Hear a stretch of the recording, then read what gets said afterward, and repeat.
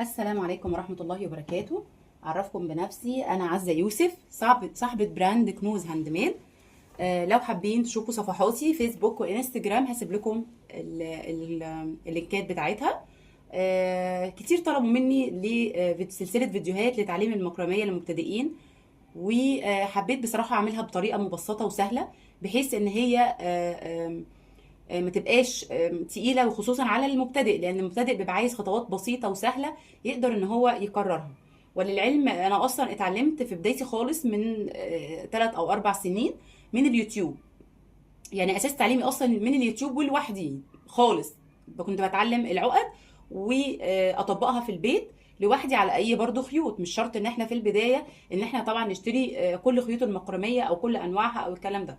لا، ممكن نبتدي في البدايه على اي خيط موجود عندنا في البيت. كنت بتعلم على اي خيط، اي حاجه. مش شرط ان انا اجيب واكلف نفسي في البدايه لحد لما اتعلم وابقى متمكنه. وطبعا ممكن تبقى نتعلمها، لان طبعا هو فن جميل وراقي جدا. ممكن نتعلمه كهوايه مثلا، ممكن نتعلمه نعمل لنفسنا بيزنس. بس في كلتا الحالتين طبعا هو فن جميل جدا وهتستمتعوا بيه. وان شاء الله باذن الله تبقى الفيديوهات بتاعتي مبسطه، واقدر اقدمها بطريقه سهله وسلسه، واقدر افيدكم باذن الله. النهارده باذن الله كنت حابه اديكم نبذه كده عن فن المكرميه، وعن الادوات بتاعت اللي بنستخدمها في الشغل، وعن انواع الخيوط. فن المكرميه طبعا هو فن بيطلق عليه برضو فن العقده، لانه طبعا مكون من عقد كتير جدا. هو كان فن قديم جدا طبعا، فبيستخدم الحبال او الخيوط طبعا، وخاصه خيوط القطن بقى دلوقتي، حاليا القطن. وكان في طبعا منها اللي هي الخيوط البلوستر، ولكن طبعا خيوط القطن افضل بكتير.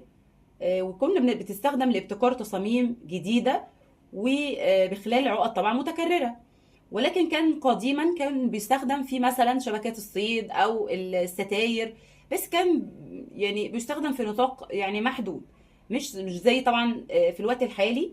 دخل بقى فن رائج قوي، لانه بقى يستخدم في حاجات كتير جدا زي الديكورات المنزليه والاكسسوارات، وحاجات كتير جدا زي مثلا ديكورات مثلا زي ستاير، كوشنز، رنرات زي مثلا نجف، زي سجاد، حاجات كتير جدا، شنط، شابوهات دلوقتي طبعا، سيلبرات.